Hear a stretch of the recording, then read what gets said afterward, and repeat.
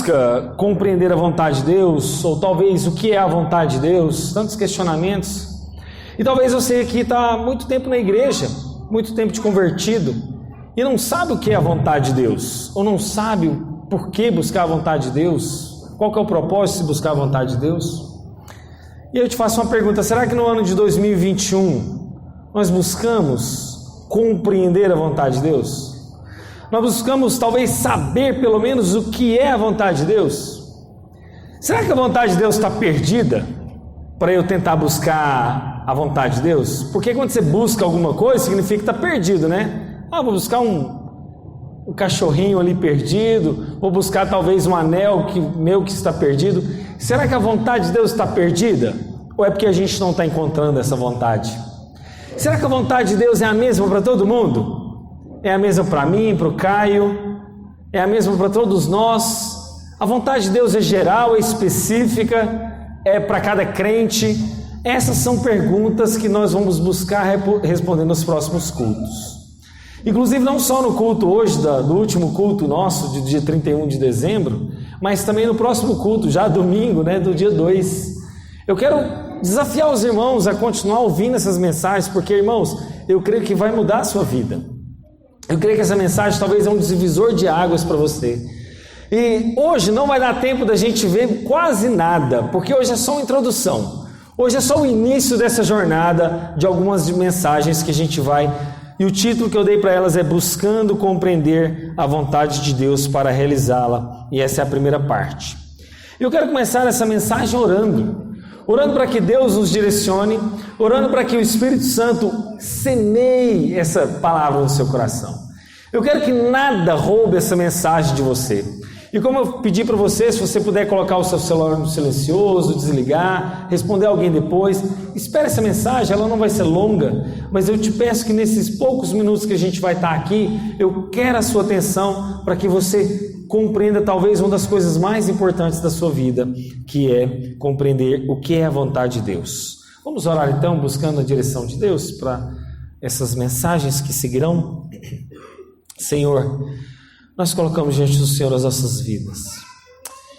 Pai, sem o Senhor nós não somos absolutamente nada. Talvez até mesmo para quem não compreenda isso, mas que essa noite essa pessoa possa compreender que sem o Senhor nós nada somos. Que sem o Senhor nós nem sequer poderíamos vir à existência. E nós queremos então ser gratos a Jesus, porque por meio dele todas as coisas vieram a existir.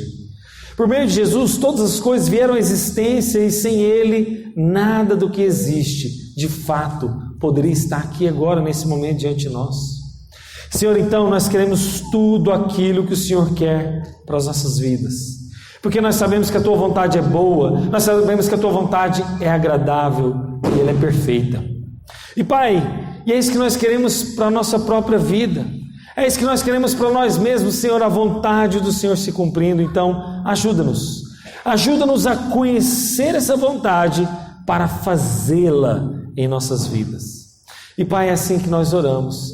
Guia-nos nessa série de mensagens para edificar a Tua igreja, para o louvor de Ti mesmo e para a alegria do Teu povo. Nós oramos assim, em nome de Jesus. Amém? Irmãos, eu quero que você leve a sério o próximo ano. Não que talvez você não tenha levado a sério os outros anos da sua vida, da sua existência, nos seus 50, 60, 30, 20, 12, sei lá quantos anos você tenha. Mas leve a sério o próximo ano. Que seja de fato um divisor de águas na sua vida. Que aqueles votos que você fez diante de Deus, você possa cumpri-los cabalmente e plenamente. E eu quero que você agora concentre a sua atenção. Eu quero que você possa renovar aquilo que talvez você fez diante de Deus, os seus compromissos. Eu não quero que você tome automático aquela virada do 31 para o 1º. Não há nada de mágico, não há nada de especial entre a meia-noite de hoje e os próximos minutos do ano seguinte. E não há nada de mágico e de especial entre esse 31 para o 1º. Mas, como eu concordo com um pregador que disse isso, é verdade. Mas se de fato esse ano, aliás, todos os anos nós fazemos a virada do 31 para o primeiro, é o fato, o dia que você quer renovar os seus votos com Deus, então use esse dia para isso. Poderia ser do 29 para o 30 de qualquer mês, poderia ser do dia 13 para o 14 de qualquer mês, mas se esse é o dia que a gente quer renovar os votos com Deus, então use esse dia para isso. Use esse tempo, por mais que ele não tenha nada de especial, de 11h59 para meia-noite, de um dia 31 para um dia 1º, por mais que ele não tenha nada de mágico, nada de especial, use esse dia então para renovar esses votos. Use esse dia para renovar os seus compromissos com Deus. Use esse dia então para você renovar a sua aliança daquilo que você estabeleceu com o próprio Deus. Então que seja essa oportunidade. Por que não planejarmos? Por que não colocarmos diante de Deus os nossos pedidos, os nossos compromissos? Aproveite esse momento, aproveite essa oportunidade e faça isso, ainda que não há nada de especial entre uma meia-noite e meia-noite e 1. Agora eu te faço uma pergunta, mesmo não sendo nada de especial desse 23h59 para 0h, o que te faz pensar que 2022 vai ser diferente? O que te faz achar que 2022 vai ser um ano melhor do que 2021? Se você continuar semeando as mesmas coisas que você continua semeando em 2021, não espere um ano de 2022 diferente.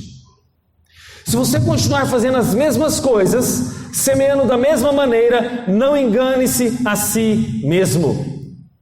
Não se iluda. Não crie falsas expectativas e falsas esperanças de achar que 2022 vai ser diferente se você continua semeando as mesmas coisas. Se você continua com os mesmos pecados.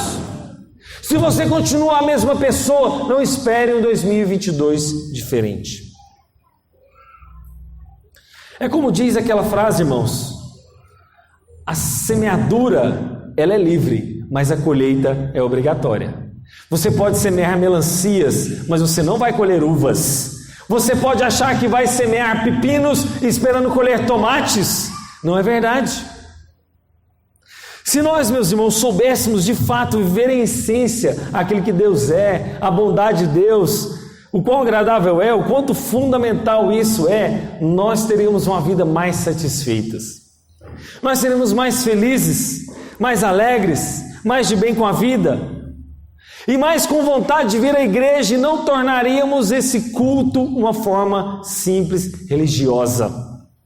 Se nós soubéssemos o quão é agradável servir a Deus, o quão prazeroso é, nós não viríamos à casa de Deus de forma mecânica, de forma religiosa, como religiosos qualquer, não. Sabe, irmãos, o fato de estarmos aqui nesse momento agora e vir para cá não deve ser um peso e um fardo para nós de uma vida religiosa. Mas o que tudo isso tem a ver com fazer a vontade de Deus? Significa fazer a vontade de Deus, que nós estamos aqui prestando o melhor de nós mesmos para Deus, se é que você crê nesse Deus. Mas então o que significa, aliás, o que não significa fazer a vontade de Deus? O que não significa fazer a vontade de Deus é aquilo que não necessariamente é para o nosso próprio bem. Fazer a vontade de Deus não significa fazer tudo aquilo que vai ser sempre agradável. Fazer tudo aquilo que eu acho que vai ser bom. Fazer tudo aquilo que vai me satisfazer na minha carne.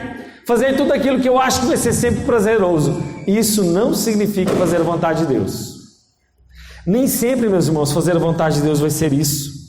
Outra coisa também, fazer a vontade de Deus não significa uma receita de bolo, que você segue, bate o bolo e do outro lado vai ser algo pronto. Fazer a vontade de Deus não significa seguir essa receita. Não quer dizer uma operação matemática do tipo 2 mais 2 é igual a 4, não. Fazer a vontade de Deus, meus irmãos, também não significa a gente achar que sempre vai estar de bem com a vida. Isso é ilusão. Fazer a vontade de Deus não significa você estar alegre 24 horas por dia. O fato de você estar fazendo a vontade de Deus não significa que você vai estar sempre de um sorriso de orelha a orelha.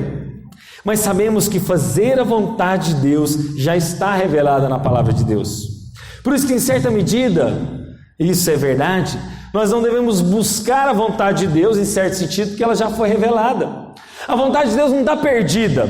A vontade de Deus não é algo que eu estou procurando no cantinho da sala. A vontade de Deus, em certa medida, já está revelada na sua palavra. E isso nós estamos falando de uma vontade geral para todo crente. Mas é claro que há vontade específica que nós devemos buscar.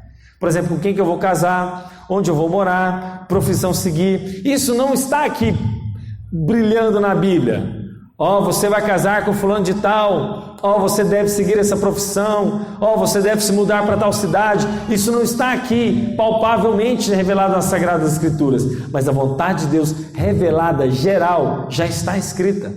Essa você não precisa buscar necessariamente, porque ela não está perdida. Ainda que você precisa ler para compreender. Então, meus irmãos, essa vontade geral já está revelada, mas de fato, cada detalhe da nossa vida que acontece, isso não está. Ainda que essa vontade então já está revelada de forma geral, existem pontos específicos que a gente carece de buscar a direção de Deus, é verdade. Logo, então, é bíblico a gente orar por assuntos específicos. Assuntos específicos da sua vida, é bíblico você orar por isso. É bíblico você buscar direção. E você deve fazer isso. Isso não significa também, meus irmãos, que fazer a vontade de Deus vai evitar sofrimentos e dificuldades. Tem muita gente que acha que fazer a vontade de Deus é viver uma vida isenta de problemas. Tem gente que acha que buscar a vontade de Deus é viver uma vida que não vai ter dificuldade. Você acha que você estando no centro da vontade de Deus, você não vai passar por momentos difíceis? Não é verdade. Muitas das vezes, fazer a vontade de Deus vai te trazer problemas. Fazer a vontade de Deus vai te fazer enfrentar situações difíceis. Mas sabe de uma coisa? Sabe o que é a segurança que nos traz? Sabe o que é aquilo que nos traz assim um deleite? Significa que você, mesmo estando ali passando por dificuldade, mesmo você estando enfrentando lutas e tribulação, você está no caminho certo. E eu quero tirar um peso e um fardo da vida de muitos de vocês aqui, irmãos. Porque fazer a vontade de Deus não deve ser esse peso e esse fardo, porque ela tem que trazer mais glória para Deus do que para você. Talvez ao fazer a vontade de Deus, você fica centrando em você mesmo. Ao buscar fazer a vontade de Deus, você fica centralizado no seu eu, na sua pessoa, nos seus alvos, nos seus objetivos, mas isso não é buscar, em essência, a vontade de Deus. Em essência, buscar fazer a vontade de Deus é primeiro glorificar a Deus. Você não tem que ficar buscando centrar-se em si. Fazer a vontade de Deus não significa buscar um ego próprio.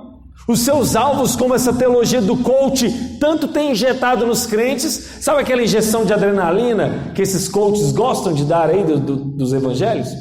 E isso não é o evangelho de Deus. Isso então, meus irmãos, deve ser sempre o seu alvo e um desejo forte dentro de nós. Mas se essas coisas não significam buscar a vontade de Deus, então o que significa fazer a vontade de Deus? Fazer a vontade de Deus tem a ver com amar a Ele, significa essa glória devotada a Ele. O fato de você buscar a vontade de Deus já é algo fundamental, nobre e uma bênção. E quando você então passa a compreender a vontade de Deus revelada nas suas escrituras, você então agora deve buscar obedecer. Porque tem muita gente querendo saber a vontade de Deus, mas quando descobre essa vontade, não quer obedecer. É desobediente. Ele busca Deus, eu quero a sua vontade, eu quero a sua vontade. Mas quando Deus revela, ele vai lá e não, essa aqui está difícil. Não, essa aqui eu não quero mais. Eu não quero saber essa vontade, porque está muito pesado.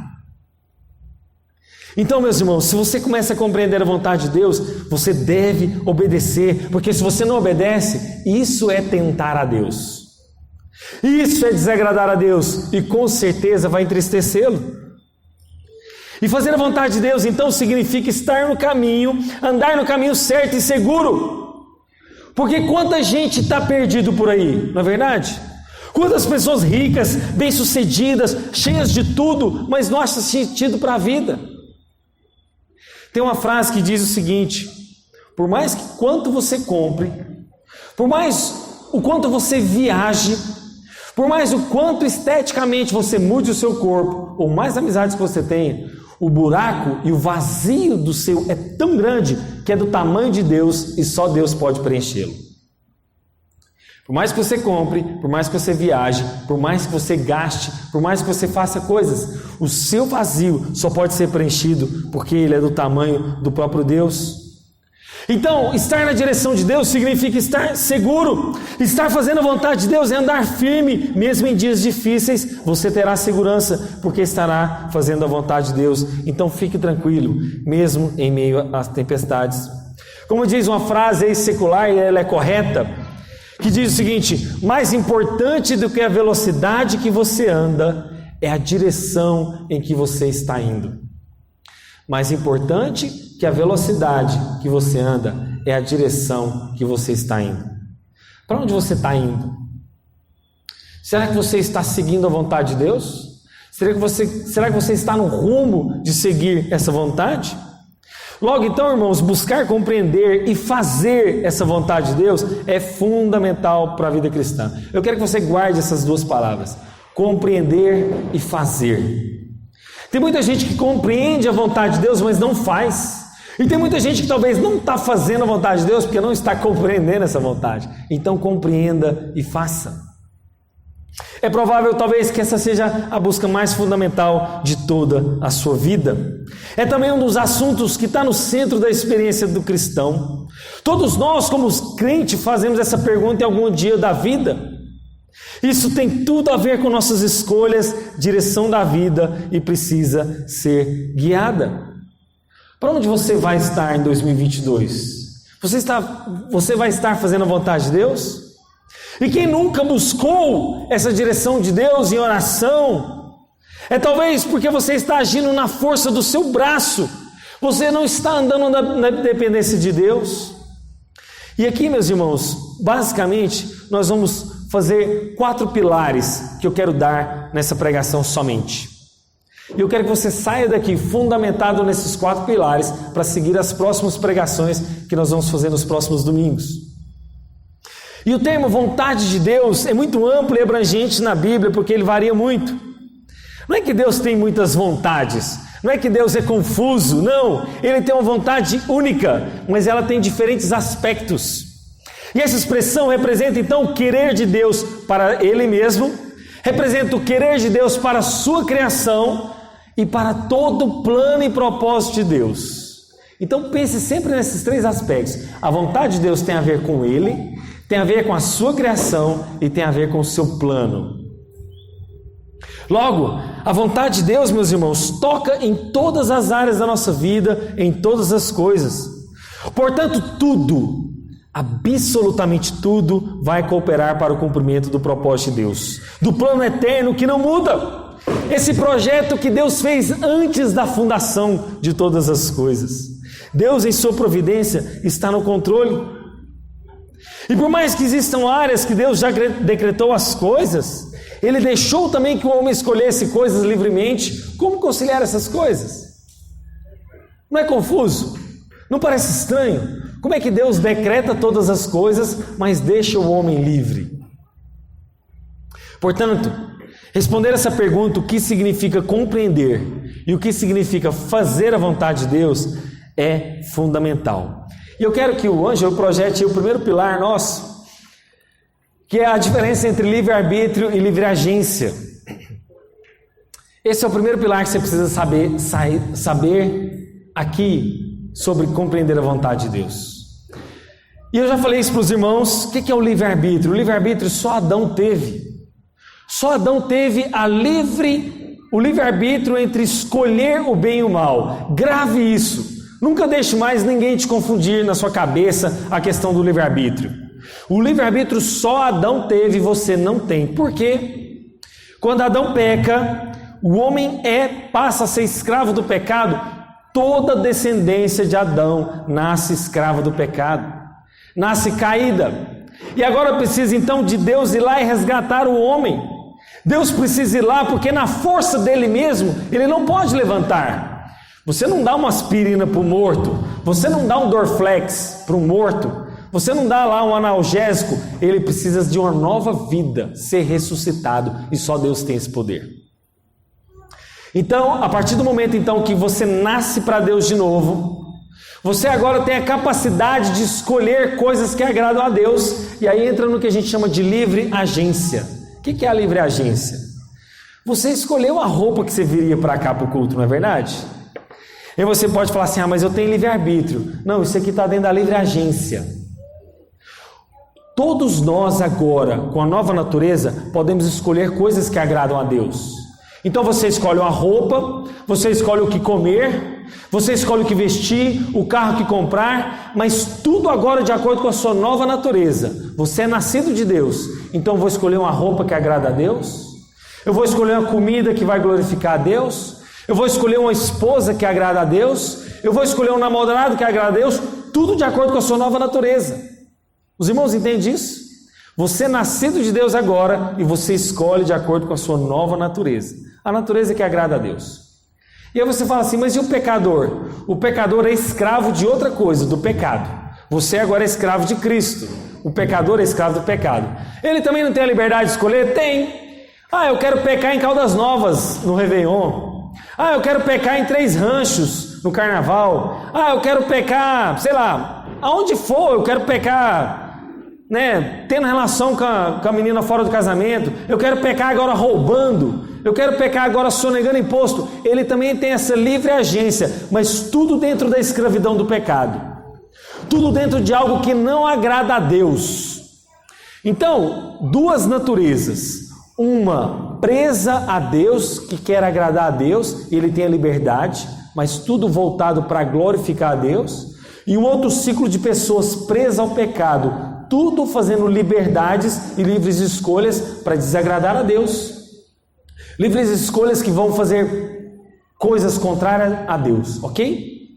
Entenderam isso? A diferença entre livre-arbítrio e livre agência?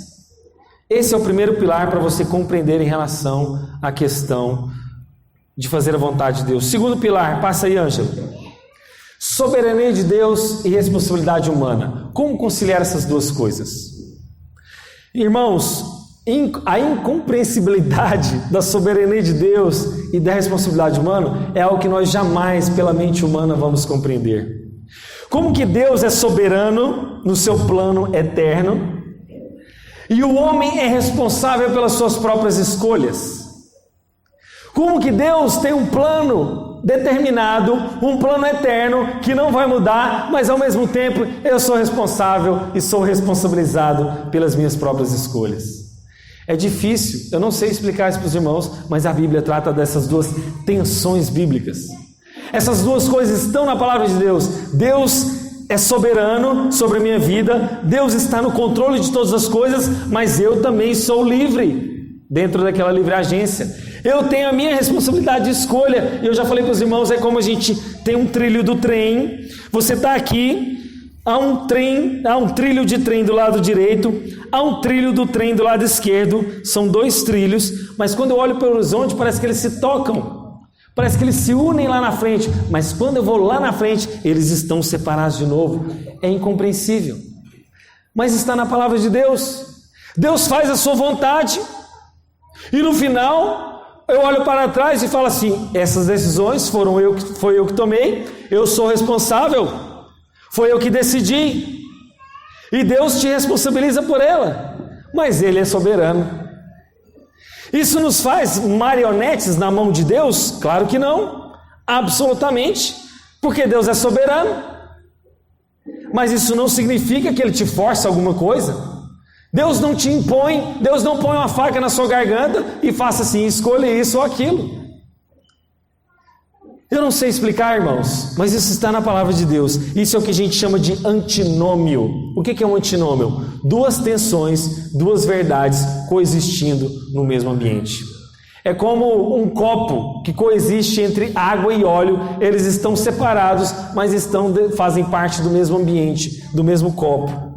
Isso é soberania de Deus e responsabilidade humana, é o segundo pilar. Então, livre-arbítrio, a diferença entre livre-arbítrio e livre-agência, a diferença entre soberania de Deus e responsabilidade humana, e o terceiro pilar é a vontade decretiva e a vontade preceptiva de Deus. Pode parecer nomes difíceis, mas eu quero explicar para os irmãos. O que é a vontade decretiva de Deus?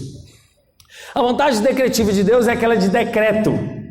Deus ordenou, vai acontecer, quer você queira, quer você não. Por exemplo, a volta de Jesus está decretada, vai acontecer. O diabo ser lançado no lago de fogo eternamente, vai acontecer. Eu já falei para vocês aqui daquela irmã que orava pela conversão do diabo. Aquela irmã que orava, para que o diabo se convertesse. Não adianta, Deus decretou o diabo e o fim dele eternamente. São decretos de Deus, não muda. É uma vontade que é soberana. E essa vontade não pode ser quebrada, ela vai acontecer, quer você goste, quer você não. E é interessante que essa vontade sempre é realizada. Vamos ver alguns exemplos? Eu coloquei aqui os exemplos de alguns textos, pode passar aí, Ângelo. Isso, da vontade decretiva. Olha o primeiro texto, passa aí. Olha só, Mateus 26, 39. Adiantando-se um pouco, prostrou-se sobre o seu rosto, orando e dizendo: meu Pai, se possível, passe de mim esse cálice, todavia não seja feita como eu quero, e sim como tu queres. A morte de Jesus é uma vontade decretiva de Deus. Ela ia acontecer, quer Jesus quisesse ou não, vamos assim dizer, É o decreto de Deus, a morte do seu filho. Vamos ver um outro texto? Porque verdadeiramente se ajuntaram nessa cidade contra o seu santo servo Jesus, o qual ungiste Herodes e Pôncio Pilatos, com os gentios e os gente de Israel, para fazerem tudo o que a tua mão e o teu propósito determinaram. Atos 4, 27 e 28. Por exemplo, quem matou Jesus? Foi Herodes? Foi Pilatos? Foi os gentios? Foram os judeus? Eles participaram. Mas quem matou Jesus na cruz? O nosso pecado. Mas Pôncio Pilatos participou, Herodes participou, gentios participaram, gente de Israel, cumprindo um decreto de Deus. Deus determinou que a morte do seu filho acontecesse, mas foi por meio de pessoas. Vamos ver um outro texto. E nele digo, no qual fomos também feitos herança, predestinados segundo o propósito daquele que faz todas as coisas, conforme o conselho da sua vontade. Efésios capítulo 1, verso 11. Isso são exemplos, irmãos. Eu poderia citar muitos outros textos da vontade decretiva de Deus, decretos, vai acontecer, quer você queira, quer você não. Ângelo, e o último é o de Mateus. Não se vendem 2 pardais por uma moedinha? Entretanto, nenhum deles cairá no chão sem o consentimento ou sem a vontade do Pai de vocês. Mateus 10, 29. Mas a gente não trata na Bíblia só de vontade decretiva. Entendeu? Decreto vai acontecer, quer você queira ou não, mas aí a gente fala também de vontade preceptiva. O que é preceptiva? Tem a ver com preceitos, tem a ver com a lei, com a vontade de Deus, com os seus mandamentos, com aquilo que Ele quer que nós façamos. Então a palavra preceptiva vem de preceitos, ordens e normas. É uma vontade que diz respeito à regra de Deus. Deus deu a regra para suas criaturas viver, ok? Decretiva vai acontecer. Preceptiva é a norma de Deus, é a vontade de Deus, mas nem sempre ela é cumprida. Não é interessante isso? Por mais que Deus deixou mandamentos, por mais que Deus deixou a sua vontade, essa vontade nem sempre é feita, essa vontade nem sempre é cumprida. Por exemplo, a vontade de Deus expressa nos seus mandamentos, nos seus preceitos, que infelizmente é desobedecida com frequência. Vamos ver alguns exemplos? Passa aí, Ângela, para nós. O primeiro está em 1 Pedro 3,17. Porque se for da vontade de Deus, é melhor que vocês sofram por praticarem o bem do que praticarem o mal. É uma vontade preceptiva, de preceito, de norma, a vontade de Deus, que você sofra praticando o bem. Que você sofra fazendo a vontade de Deus. Se você vai fazer a vontade de Deus e vai sofrer, é a vontade de Deus. Mas infelizmente nem sempre a gente cumpre. Próximo. Nem todo o que diz Senhor, Senhor entrará no reino dos céus, mas aquele que faz a vontade do meu Pai que está no céu. Esse texto aqui está falando de pessoas que fazem a vontade de Deus, que buscam cumprir a vontade de Deus, que buscam cumprir esses preceitos, essas normas e esses mandamentos, que é a vontade de Deus. Mas infelizmente nem todos obedecem. Esse texto aqui é muito sério, porque diz que nem todo que diz Senhor, Senhor entrará no reino dos céus. Quantas pessoas dizem que Jesus é Senhor da vida delas? Quantas pessoas não dizem assim, Senhor, Tu és o meu Senhor, eu te servi. E esse texto é ainda mais grave, que fala de milagres. Eu fiz muitos milagres no teu nome. Eu fiz muitas coisas, então me recebe no teu reino. Você fala que é o meu Senhor, mas eu jamais te conheci, porque você não praticou a vontade do meu Pai que está no céu. Vamos ver mais um texto? 1 Tessalonicenses 4:3. Pois a vontade de Deus é a santificação de vocês, que se abstenham da imoralidade sexual. É a vontade de Deus a santidade no meio do povo de Deus. É a vontade de Deus que você seja santo, mas você sempre é santo? Não.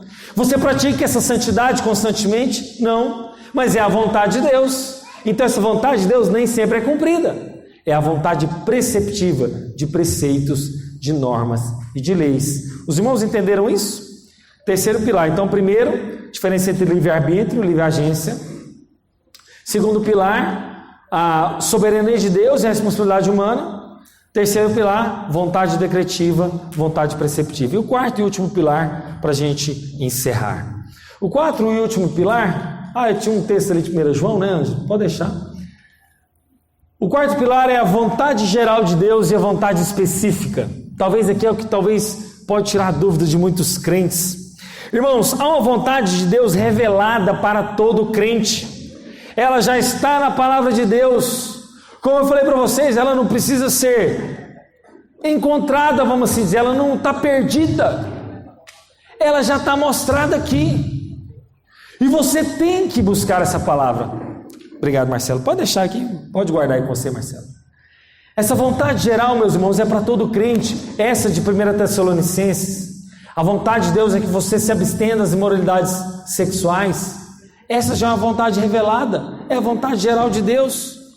Mas o que acontece? A gente tem uma tendência de se apegar só à vontade específica. Sabe aquela vontade que Deus não te revelou? Com quem que você vai casar? O carro que você tem que escolher? A profissão que você tem que escolher? A gente se apega a essa vontade que Deus não revelou na palavra. E esquece de cumprir aquela vontade já revelada. A vontade de Deus já revelada na palavra dele, que nós deveríamos estar debruçando sobre a Bíblia. Qual é a vontade de Deus geral de todo crente? Qual é a vontade de Deus para a minha vida, para isso, para aquilo? É uma vontade geral, já revelada para todo mundo. Para todo crente. E essa vontade que você deveria estar buscando. Mas a gente vai para o monte e quer aquela revelação do meu dia a dia. É aquela revelação do monte, do tipo assim, será que eu devo viajar ou não? Será que eu devo comprar uma casa própria? Eu devo comprar um apartamento ou uma casa de 2 quartos? Devo morar no Boa Vista ou no Estrela d'Alva? Setor Bueno ou Jardim América? A gente fica se apegando a essas vontades que Deus não revelou na palavra de Deus e esquece daquela vontade já revelada para a vida de todo crente. É aquela vontade que é para todos nós. E na prática a gente diz que até crê em Deus, na prática a gente diz que crê na Bíblia, mas a gente acha ela insuficiente, porque a gente quer um pouquinho a mais lá do profeta fulano de tal, a gente quer um pouquinho a mais lá daquela cartomante gospel que revela tudo, e a gente fala que a Bíblia é suficiente, mas não é. Mas sabe, irmãos, há também uma vontade específica, secreta e particular, e eu não posso negá-la também. E Deus tem algo para você, para tratar no seu particular, é verdade. Por exemplo, onde Deus quer te usar, o que você está fazendo aqui nessa terra, especificamente, do que Deus quer de você. E aí talvez você fica fazendo essas perguntas, e você diz, mas por que Deus não tem revelado a sua vontade específica para mim? Por que Deus não tem revelado a vontade dele específica? Eu lhe pergunto, você já se dispôs a ele? Você já se dispôs a essa vontade específica revelada? Você já se dispôs? Porque tem muita gente que tem medo de perguntar para Deus e talvez tem medo do que Deus vai falar para você. Tem medo talvez do que você vai ouvir de Deus. E eu te digo, você tem se disposto a ouvir essa revelação específica de Deus? Cuidado, irmãos. para a gente não pedir a revelação de Deus, da vontade dele. E agora é a minha garganta mesmo. E talvez você está abraçando algo que não é a vontade de Deus, que Deus não revelou para você. Eu não estou dizendo aqui, irmãos, que a gente vai cair num fatalismo, num determinismo, do tipo assim, olha, a vontade de Deus é essa e, vamos dizer assim, dane-se, né? Não. Deus tem planos, Deus tem meios para trabalhar nas nossas vidas, Deus tem vontades específicas sim para o seu povo, para aqueles que buscam a sua direção. Mas sabe uma coisa? Tem muita gente que está buscando a direção de Deus, mas não está conectado com Deus. Eu tinha a opção de vir para a igreja conectado no meu celular, vendo um monte de mensagens de vídeos que eu estava recebendo na internet. Sabe o que eu fiz? Eu desliguei meu celular e falei assim, vamos nos conectar com Deus. Vamos para o culto conectando com Deus constantemente. Eu desliguei meu celular e coloquei um hino. E comecei a cantar. E comecei a ser cheio de Deus. Irmãos, nós temos que ter toda e qualquer oportunidade para buscar a direção e a vontade de Deus para nossas vidas. E essa vontade de Deus específica, você tem que estar conectado, você tem que estar sensível a Deus de forma constante. E eu quero deixar como última aplicação, e única aplicação é: como que você vai discernir essa vontade de Deus específica para a sua vida? Eu quero que você guarde esses 4 pilares para o que nós vamos estudar daqui para frente nos próximos cultos, para que você cumpra a vontade, em primeiro lugar, já revelada de Deus, aquela vontade que Deus já mostrou, aquela vontade que já está na palavra de Deus, para depois você continuar buscando vontades específicas para a sua vida. Vamos fazer isso? Vamos orar a Deus e buscar essa vontade de Deus já revelada na sua palavra, para que Ele nos traga as vontades específicas. Quero orar com vocês. Abaixe sua cabeça, feche seus olhos, Pai.